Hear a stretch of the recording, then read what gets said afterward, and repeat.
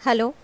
आज की वीडियो में हम बात कर रहे हैं स्ट्रिंग के यूज़र डिफाइंड फंक्शंस की। अभी तक हमने स्ट्रिंग के कुछ प्री डिफाइंड फंक्शंस पढ़े थे, जिसमें हमारा कॉन्कैट करना, अपर केस करना, लोअर केस करना, रिवर्स करना स्ट्रिंग को, इस तरह के हमने कुछ प्री डिफाइंड फंक्शंस पढ़े थे जो इसके लाइब्रेरी फंक्शंस थे।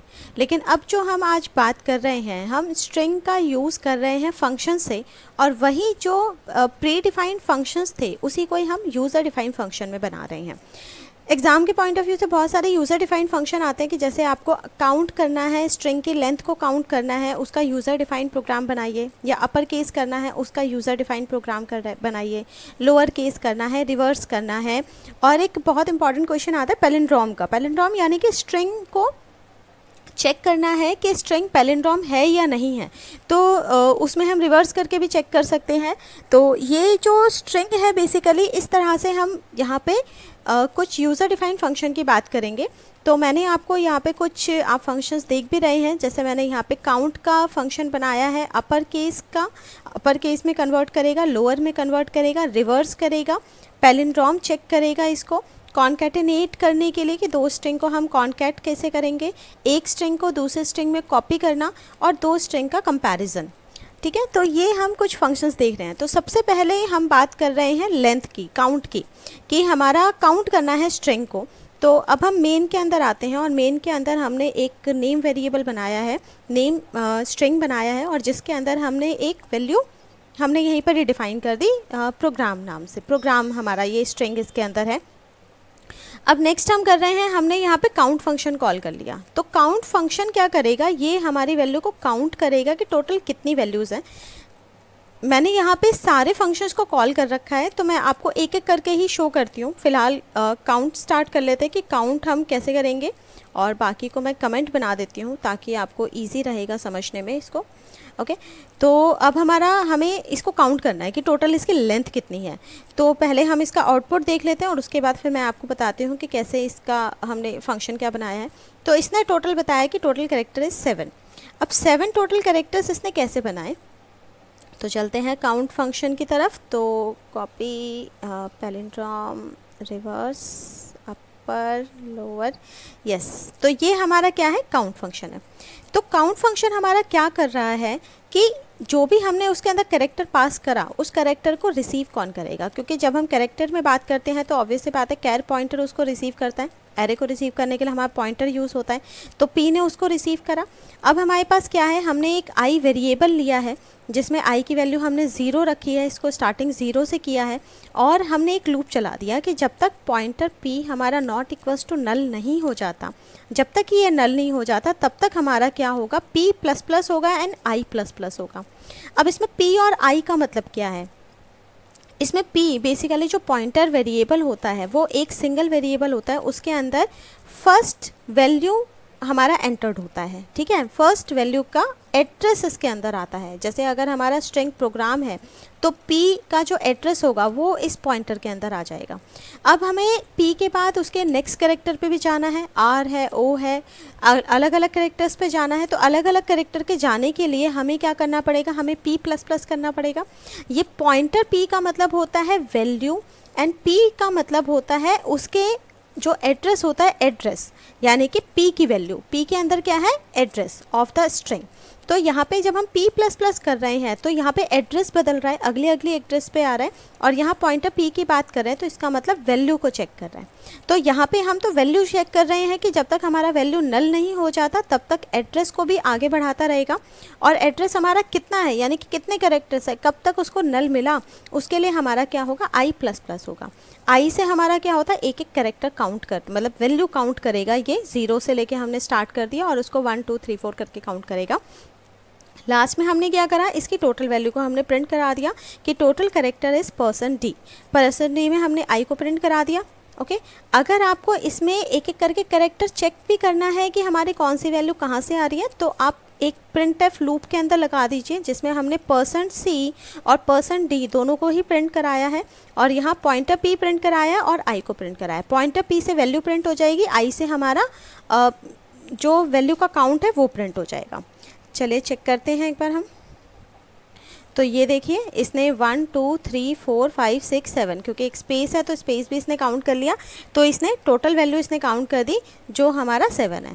अब आप सोच रहे हो इसने p को क्यों नहीं प्रिंट करा, क्योंकि 0 से स्टार्ट है, तो क्योंकि यहाँ पे ऑलरेडी p प्लस प्लस हो चुका है तो इस वजह से इसने प्रिंट नहीं करा। आप इसको यहाँ से हटाकर अगर हम यहाँ से कट करके सबसे पहले ही प्रिंट कर देते हैं तो ये p को भी दिखाएगा।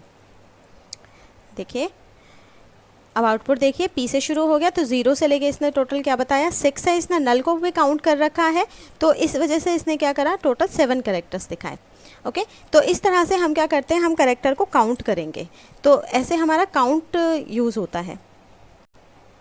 अब नेक्स्ट हम आते हैं, नेक्स्ट हमारा कौन सा प्रोग्राम है, नेक्स्ट प्रोग्राम की हम बात करते हैं तो हमारा ये रहा। हाँ जी, तो काउंट के बाद हमारा नेक्स्ट है अपर केस, कि अब हमें अपर करना है कि हमारा अगर हमारी स्ट्रिंग है और स्ट्रिंग को मुझे अपर केस में कन्वर्ट करना है तो अपर में कैसे कन्वर्ट करेंगे।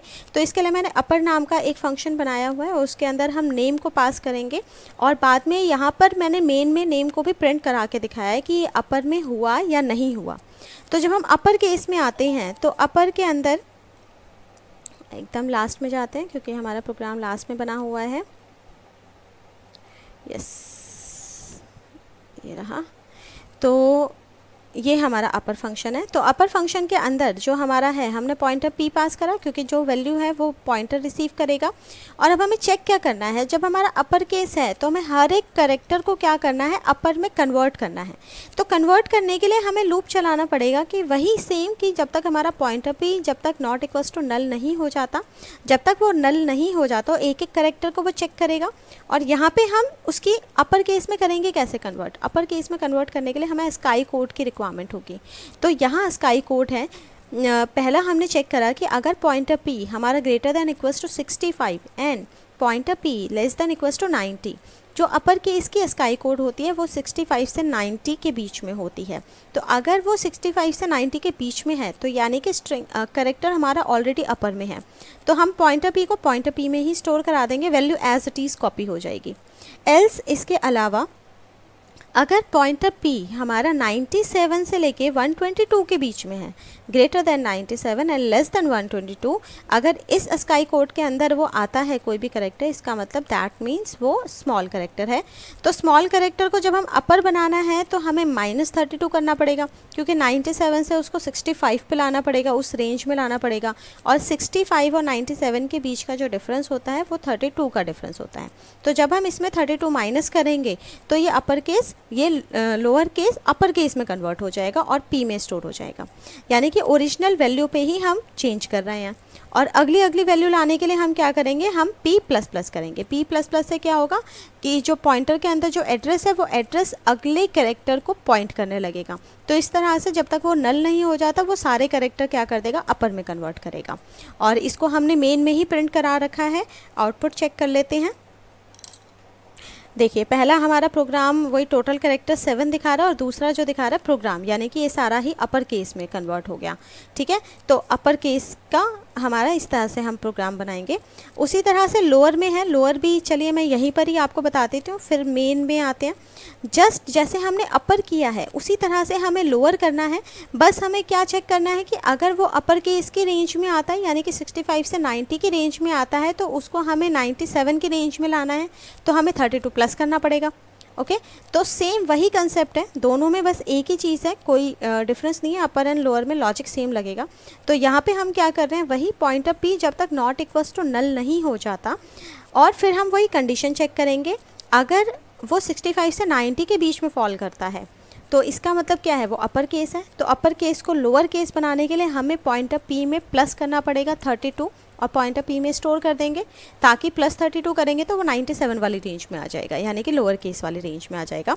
और अगर कोई character as it is lower case में है, 97 से 122 के बीच में है, तो हम उसको क्या करेंगे, एज इट इज़ कॉपी करा देंगे। ठीक है, तो इसको कॉपी करा दिया और यहाँ पे p++ कर दिया।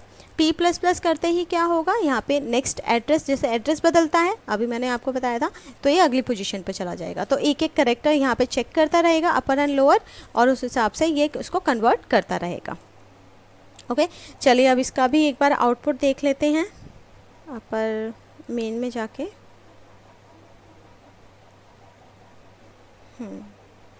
तो यहाँ लोअर है, इसको लोअर को भी हमें प्रिंट कराना है, ये लिख लिया। और यहाँ से हम चेक कर लेते हैं। ये देखो पहले वो करेक्टर काउंट कर रहा है, अपर केस में प्रोग्राम लिखा आ रहा है, देन लोअर केस में लिखा आ रहा है। ठीक है, तो ये हमारे कुछ प्रोग्राम्स हो गए। नेक्स्ट अब इसमें आते हैं, लोअर के बाद हम करते हैं रिवर्स। अब हमें रिवर्स करना है, और रिवर्स और इसके बाद मैं आपको पैलिंड्रोम भी बताती हूँ, क्योंकि रिवर्स एंड पैलिंड्रोम इन दोनों में ना सेम कंसेप्ट लगता है एक तरह से। कंसेप्ट क्यों सेम लगेगा? क्योंकि जब हमें करेक्टर रिवर्स कराना है तो हमें एक तरह से आप समझ लो लूप ही उल्टा चलाना पड़ेगा। हमें वैल्यू को रिवर्स करना है, बदलना है। तो और पैलिंड्रोम में भी हमें यही चेक करना है कि फर्स्ट एंड लास्ट हमारा सेम है या नहीं है। जैसे कि अगर हम रिवर्स की बात करते हैं, तो रिवर्स में मान लो मैंने एक नाम लिखा, for example ABC। For example मैंने ABC लिखा। अब ABC को अगर मुझे रिवर्स करना है तो मुझे क्या करना पड़ेगा? पहले इसकी लेंथ काउंट करेंगे। एक्चुअली इसके बहुत सारे लॉजिक्स हैं, बट जो मैंने लॉजिक लगाया मैं वो बताती हूँ कि मैंने इसका लॉजिक लगाया कि ABC इसमें 3 करेक्टर है, तो 3 काउंट हो गए। तो मैं इसको हाफ तक लूप चलाऊँगी। 3 है तो इसका 1 तक हमारा लूप चलेगा, 0 एंड 1। और इसमें क्या होगा, जो फर्स्ट कैरेक्टर है और जो लास्ट कैरेक्टर वो आपस में स्वैप हो जाएंगे, यानी कि A और C आपस में स्वैप हो जाएगा। अगर A और C आपस में स्वैप हो गया तो पहले C हो जाएगा, B एज इट इज़ रहेगा और A यहाँ पे आ जाएगा। तो वैल्यू क्या हो गई? वैल्यू यहाँ पे रिवर्स हो गई, राइट। अगर हम इससे बड़ा कोई करेक्टर लेते हैं, कोई भी आप करेक्टर ले लो, जैसे मान लो ABCDE, हमने EF ऐसे कुछ भी करेक्टर ले लिया, तो पहले तो इसकी लेंथ काउंट करेंगे। लेंथ कितनी है? 1 2 3 4 5 6। अब 6 है तो हम इसका 3 तक लूप चलाएंगे, यानी कि ABC तक लूप चलाएंगे। और इसमें जो फर्स्ट करेक्टर है और जो लास्ट करेक्टर है उसको आपस में बदल देंगे, यानी कि A की जगह F आ जाएगा और F की जगह क्या हो जाएगा? A आ जाएगा। फिर उसके बाद हमें क्या करना है? B और E को बदलना है, तो B की जगह E आ जाना चाहिए, और इसकी जगह जो E है उसकी जगह हमारा B आ जाना चाहिए, राइट। और इसके अलावा C और D है, इनको भी आपस में बदलना है, तो C की जगह D हो जाएगा और D की जगह हमारा C आ जाएगा। तो इस तरह से हम क्या कर रहे हैं, हमारा जो लॉजिक हमने इसमें लगाया, हम इस तरह से लॉजिक लगाएंगे और ये हमारी स्ट्रिंग क्या हो जाएगी? रिवर्स हो जाएगी, राइट। तो अब रिवर्स करने के लिए हम कैसे करते हैं, चलिए इसी को मैं आपको बता देती हूँ। इसको ज़रा बंद कर दें। आई थिंक ये वाला समझ में आ गया होगा आपको लॉजिक। अब हम इसका रिवर्स चेक कर लेते हैं। रिवर्स है, यहाँ से अब हम इसको कमेंट बना देते हैं, रिवर्स में आ जाइए।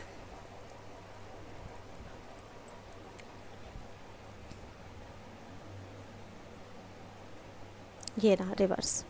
तो रिवर्स करने के लिए सबसे पहले हमें लेंथ पता करनी पड़ेगी, ठीक है।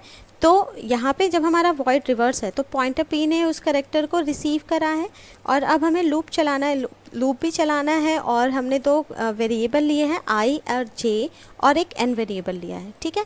और हमने एक करेक्टर ले लिया CH करेक्टर ले लिया, क्योंकि हमें स्वैपिंग करनी है। तो स्वैपिंग करेक्टर के बीच में होगी, तो कैर स्वैप करने के लिए हमें एक 3rd वेरिएबल चाहिए होगा, राइट। अब यहाँ पे हम लूप चला रहे हैं, P ऑफ I जब तक नॉट इक्वल्स टू नल नहीं हो जाता तब तक हमारा I प्लस प्लस कर दे, ठीक है। आप ऐसे भी कर सकते हो, या फिर आप ऐसे भी कर सकते हो, जब तक हमारा पॉइंटर P नल नहीं हो जाता तब तक I प्लस प्लस कर दे, ये भी आप कर सकते हो, बात एक ही है, ठीक है। लेकिन जब हम ऐसे करते हैं तो हमारा पॉइंटर P जो है वो बेसिकली लास्ट पोजीशन पे आ जाता है, ठीक है। तो हम I से इसको काउंट करेंगे, क्योंकि हमें P की रिक्वायरमेंट बाद में भी रहेगी। तो हमारा जो पॉइंटर P ऑफ I है, जब तक नॉट इक्वल्स टू नल नहीं हो जाता तब तक हमारा I प्लस प्लस करता रहे।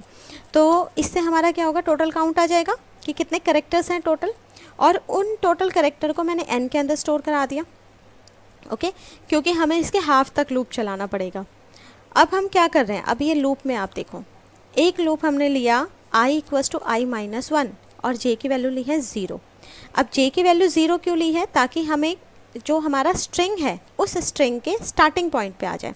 जैसे मैंने ABCDEF लिया है, तो जो I है वो तो इसको पॉइंट कर रहा है, I यहाँ है F के पास, और जो हमारा J है वो हमारा यहाँ है A के पास, ठीक है। तो A और J जिसको पॉइंट कर रहे हैं, हमें इनको आपस में स्वैप करना है, A और F को आपस में स्वैप करना है, जैसा मैंने अभी आपको बताया। तो इस वजह से हमने क्या लिया है, हमने I लिया है और J लिया है। अब इसके बाद हम क्या करेंगे, हमने i को i-1 कर दिया, क्योंकि जब तक नॉट इक्वल्स टू नल नहीं हो जाता तब तक ये प्लस प्लस करेगा, तो यानी कि एक अगली पोजीशन पे पहुंच जाएगा। हमें उसको वापस f तक लेकर आना है, तो इसलिए हमने i में एक माइनस कर दिया, उसको एक पीछे लेके आ गए। ओके, और j की वैल्यू हमारी क्या है, j की वैल्यू 0 हो गई। और यहाँ कंडीशन है जब तक j less than equals to n divided by 2, यानी कि जो टोटल हमारा काउंट है ना, जो टोटल काउंट के हाफ तक चलेगा। और हम कब तक चलाएंगे, j को चलाएंगे कि स्टार्टिंग पॉइंट से चलाएंगे, वो हाफ तक ही चलेगा। और यहाँ पे हमें क्या करना है, i को माइनस माइनस करना है और j को प्लस प्लस करना है। ठीक है, तो एक लूप हमारा a b c d e f है, तो एक लूप हमारा j वाला लूप a b c तक चलेगा, और जो i है वो f e d यानी कि वो रिवर्स चलेगा, इसलिए इसको माइनस माइनस किया है, इसको प्लस प्लस किया है। अब हमें क्या करना है, अब हमें करना है स्वैप। तो स्वैप करने के लिए हम क्या कर रहे हैं, पहले हमने लिया p ऑफ j यानी कि फर्स्ट करेक्टर, उसको हमने ch के अंदर स्टोर करा दिया। ओके, और p ऑफ i हमारा लास्ट करेक्टर है। लास्ट करेक्टर को हम किस में डाल रहे हैं, p ऑफ j में डाल रहे हैं, यानी कि फर्स्ट करेक्टर में डाल रहे हैं।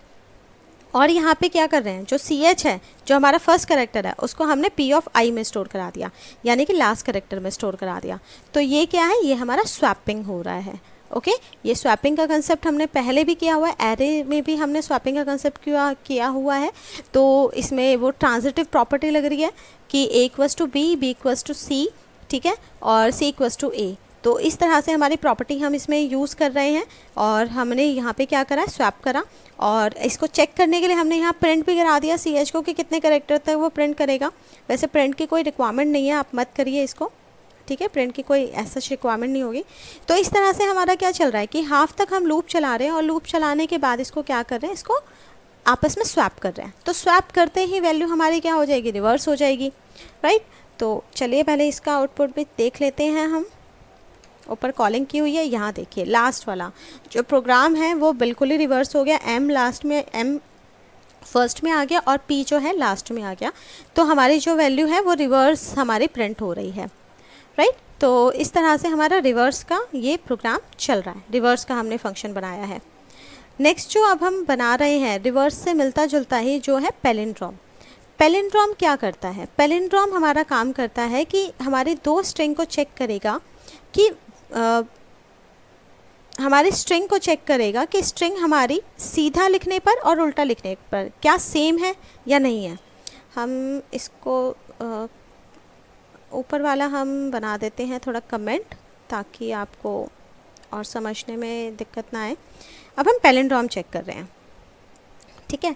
पैलिंड्रोम के लिए हम क्या कर रहे हैं, पैलिन में हमने एक करेक्टर डाला, ठीक है। अब आपको कोई ऐसा करेक्टर डालना है जो हमारा एक जैसा रहे, ठीक है। तो हमने नितिन नाम का एक करेक्टर डाल दिया। तो पहले मैं आउटपुट आपको दिखा देती हूँ। आउटपुट में क्या दिखा रहा है, ये पैलिंड्रोम है, ओके। और अगर यहाँ पे मैं कोई एक करेक्टर और एक्स्ट्रा डाल दूँ, अब ये पैलिंड्रोम नहीं बनता। अब आप इसको चेक करो तो ये क्या दिखाएगा, ये नॉट दिखाएगा, ठीक है, नॉट पैलिंड्रोम। हमने मैसेज प्रिंट कराया पैलिंड्रोम है या पैलिंड्रोम नहीं है। अब हम इसके फंक्शन पे आते हैं कि कैसे करता है, पैलिंड्रोम है या नहीं है। इसमें भी वही हमने हाफ वाला कंसेप्ट लगाया है, सेम वही जो अभी हमने रिवर्स में लगाया था। ये देखिए हमारा एक सिंगल करेक्टर ले रहा है, ओके। और यहाँ पे हमने कुछ वेरिएबल ले लिया, आई जे और एफ नाम से हमने वेरिएबल ले लिया है, ओके। और अब हम क्या करेंगे, अब हमें वही काउंट करना है, पहले तो टोटल काउंट करना है। तो हमने वही वाइल जब तक p of i not equals to null नहीं हो जाता तब तक हमारा i प्लस प्लस रहेगा। तो इस तरह से हम क्या करेंगे, i में हमारा टोटल काउंट हो जाएगा कि टोटल कितनी वैल्यू है।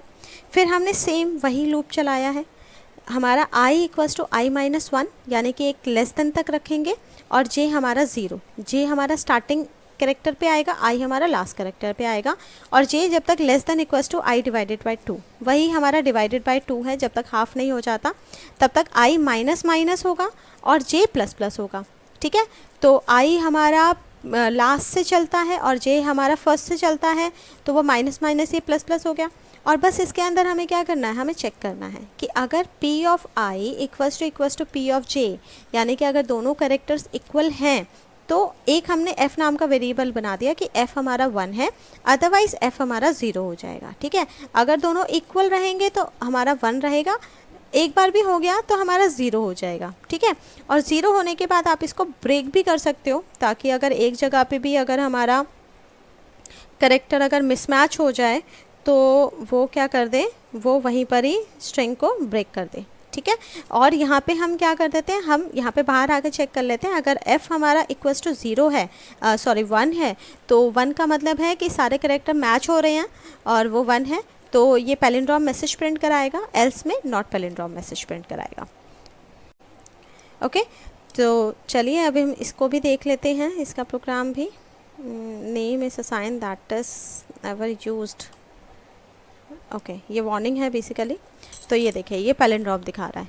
ओके, अभी हमने आउटपुट चेक भी कर लिया था, ये पैलिंड्रोम है। अगर आप यहाँ से कुछ और अगर आप वैल्यू डाल देते हो, जैसे मान लो यहाँ पे 1 2 डाल दिया और यहाँ पे नहीं डाला है, तो नॉट दिखाना चाहिए। ओके, और यहाँ पे अगर 2 1 कर दिया तो अब ये पैलिंड्रोम हो गया। अब चेक करोगे, अब भी ये क्या दिखाएगा, पैलिंड्रोम दिखाएगा। ओके, तो करेक्टर्स चेक करने हैं आपको, करेक्टर इक्वल होंगे तो पैलिंड्रोम दिखाएगा, अदरवाइज़ नहीं। अब इसके बाद जो नेक्स्ट हमारा प्रोग्राम है वो है कॉनकैट करने का। कॉनकैट क्या होता है, जब एक स्ट्रिंग को हम दूसरे स्ट्रिंग में क्या करते हैं, कॉनकैटिनेट करते हैं। तो कॉनकैट करने के लिए हमारे 2 स्ट्रिंग चाहिए। यहाँ पे हमने 2 स्ट्रिंग लिया है। अगर दोनों स्ट्रिंग हमारी एक जैसी है, मतलब दोनों स्ट्रिंग को हमें क्या करना है, कॉनकैट करना है। ये जो लास्ट वाली स्ट्रिंग है, ये फर्स्ट स्ट्रिंग में क्या हो जाएगी, इसके साथ जुड़ जाएगी, कॉनकैटिनेट हो जाएगी। तो कॉनकैट करने के लिए हमें 2 स्ट्रिंग चाहिए। तो यहाँ पे हमने क्या लिया, 2 स्ट्रिंग लिया। एक हमने कैर पॉइंटर p लिया है, कैर पॉइंटर q लिया है। Okay, pointer p and pointer q। अब हमें क्या करना है, जो पहली स्ट्रिंग है, पहली स्ट्रिंग यानी कि जो हमारा p है, p के अंदर जो भी स्ट्रिंग आई है, वो स्ट्रिंग लास्ट तक हमें पॉइंटर को लेके जाना है एकदम। और उसके बाद जो नेक्स्ट वाली स्ट्रिंग है, उसका एक एक करेक्टर इसमें कॉपी कराते जाना है। जैसे कि अगर मान लो हमारा पॉइंटर p में हमारा ABC है और पॉइंटर q में PQR है फॉर एग्ज़ाम्पल, तो हमारे पॉइंटर p में जो पॉइंटर है वो A B के बाद C तक पहुंचना चाहिए, C के बाद आना चाहिए। और उसके बाद हम सेकेंड स्ट्रिंग का लूप चलाएंगे और उसके एक एक करेक्टर को इसमें जोड़ देंगे, यानी कि उसके बाद PQR इसमें जोड़ जाना चाहिए, तब जाके हमारा ये टोटल स्ट्रिंग बनेगा। ठीक है, तो अब इसके लिए हमें क्या करना है, इसके लिए हमें करना है, सबसे पहले हमने क्या करा, पॉइंटर p जब तक नॉट इक्वल्स टू नल नहीं हो जाता तब तक p++ हो जाए। यानी कि जो हमारा पॉइंटर है p है, वो हमारे लास्ट वाली पोजीशन पे आ गया इस लूप को चलाने के बाद। ABC अगर ये दे रखा है तो ABC पे आ गया। ओके, और यहाँ पे अब हम क्या कर रहे हैं, हमें पॉइंटर q यानी कि जो नेक्स्ट हमारा PQR वाली है उसको हमें इसके अंदर कॉपी करना है। तो जब तक ये वाला स्ट्रिंग नल नहीं हो जाता तब तक हमें क्या करना है, पॉइंटर p में पॉइंटर q को हमें कॉपी करना है। ओके, हम कॉपी करते जा रहे हैं और अब हमें दोनों का पॉइंटर बढ़ाना है, तो हमें p++ करना है और q++ करना है। तो p++ करके q++ करके अब हमारा क्या हो जाएगा कि हमारा p भी आगे बढ़ेगा, ABC का जो पॉइंटर है वो आगे बढ़ जाएगा और PQR का जो वैल्यू है, कैरेक्टर है, वो भी इसमें क्या हो जाएगा, कॉपी हो जाएगा। राइट, तो इस तरह से हमारा p के अंदर सारी वैल्यू आ जाएगी, यानी कि जो फर्स्ट स्ट्रिंग है उसके अंदर हमारी वैल्यू आ जाएगी। ठीक है, चलिए इसको चेक कर लेते हैं। अब पहले जो हमने यहाँ पर लिया है कॉनकैट करने में, मैंने एक तो नेम लिया है, नेम के अंदर बेसिकली प्रोग्राम है, और दूसरा जो हमारा है वो हमने लिया है स्ट्रिंग लैंग्वेज। ठीक है, तो प्रोग्राम के साथ लैंग्वेज आ जाएगा, तो नेम के अंदर टोटल क्या आ जाएगा, प्रोग्राम लैंग्वेज। चेक कर लेते हैं। ये देखिए, पहला पैलिंड्रोम, उसको मैंने ये कमेंट नहीं बनाया था तो वो भी आ रहा है, और सेकंड का भी इसने आउटपुट दे दिया, प्रोग्राम लैंग्वेज। ओके, तो इस तरह से हमारा क्या हो गया, कॉनकैट हो गया। अब नेक्स्ट उसमें हम देखते हैं कॉपी। कॉपी का भी कुछ ऐसा ही हमारा कंसेप्ट है बेसिकली। तो कॉपी का जो कंसेप्ट रहेगा हम देखते हैं उसको। तो कॉपी के अंदर हमारा क्या है कि जो हमारी नेक्स्ट स्ट्रिंग है, यानी कि जो नेम के अंदर वैल्यू है उसके अंदर हमारी कौन सी है, जो सेकेंड स्ट्रिंग है वो फर्स्ट स्ट्रिंग के अंदर कॉपी हो जाएगी। यानी कि पाइथन जो नेम है, जो पाइथन हमने लिखा है, जो वर्ड हमने लिखा है, ये वर्ड नेम के अंदर कॉपी हो जाना चाहिए। तो कॉपी करने के लिए अब हम क्या कर रहे हैं,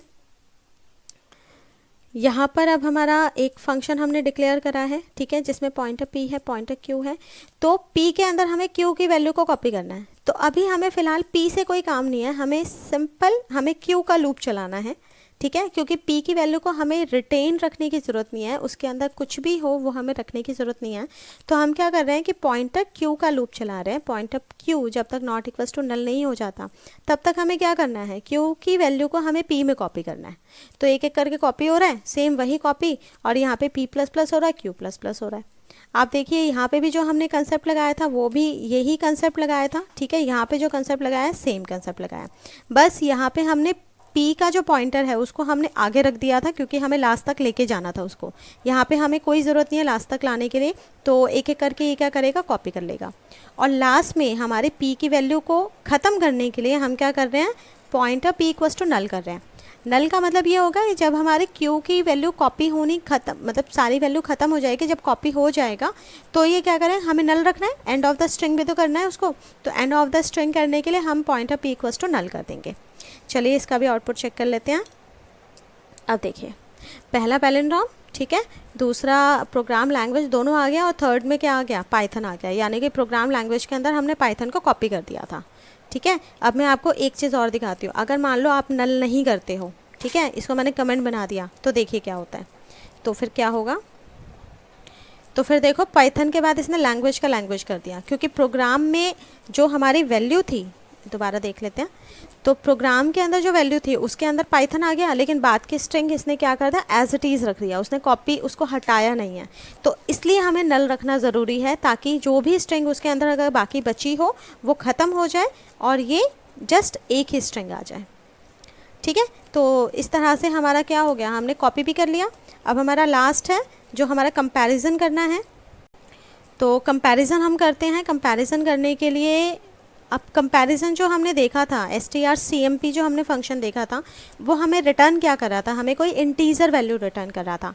वो इंटीजर वैल्यू क्या रिटर्न कर रहा था, जो भी डिफरेंस है इस स्ट्रिंग का वो डिफरेंस दिखा रहा था। तो यहाँ पे मैंने डायरेक्टली पहले कॉलिंग देख लो, कॉलिंग के अंदर हमने क्या लिखा है कि कंपैरिजन %d लगा दिया और cmp फंक्शन कॉल करा है। cmp is a user defined function, ये हमने फंक्शन बनाया है, और इसके अंदर हमने दो वैल्यू पास कर दी, abc और एक लैंग्वेज पास कर दिया। आप और भी कुछ भी पास कर सकते हो, जैसे मैंने abc एंड स्मॉल abc पास कर दिया। ठीक है, तो ये वाला क्या है, इसकी स्काई कोड 65 है और इसके स्काई कोड 97 है। ठीक है, स्मॉल एंड कैपिटल, और इनको माइनस करोगे तो आपका क्या आएगा, -32 आना चाहिए बेसिकली, क्योंकि ये 65 है 97 है, दोनों को माइनस करेंगे -32। तो हम यहाँ पर आउटपुट भी सेम यही ऐसा ही दे रहे हैं। तो इसके अंदर पहले आप देख लो कि जो हमने प्रोटोटाइप बनाया वो कैसा बनाया। ये देखो, प्रोटोटाइप में हमने रिटर्न टाइप दिया है इसमें इंट, इसमें बाकी को हमने वॉइड बना दिया क्योंकि हमें रिटर्न कराने की ज़रूरत नहीं थी। यहाँ पे हमें रिटर्न कराने की ज़रूरत है, तो हमने इंट cmp लिया है और हमने 2 कैर पास करे। ओके, और यहाँ पे चलते हैं, ये आ गया हमारा कंपैरिजन।